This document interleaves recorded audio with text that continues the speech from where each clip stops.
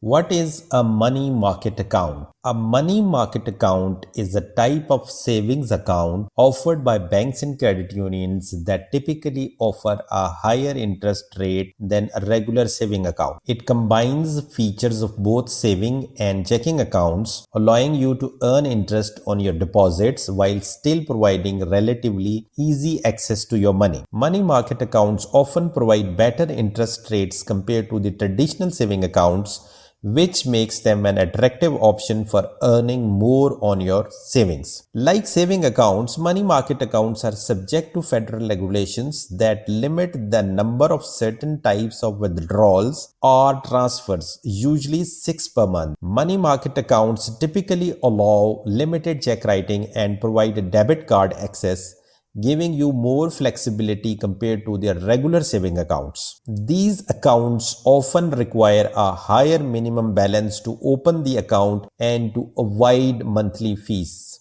Like regular saving accounts, money market accounts are insured by the FDIC Federal Deposit Insurance Corporation. For banks are NCUA, National Credit Union Administration, for credit unions up to $250,000.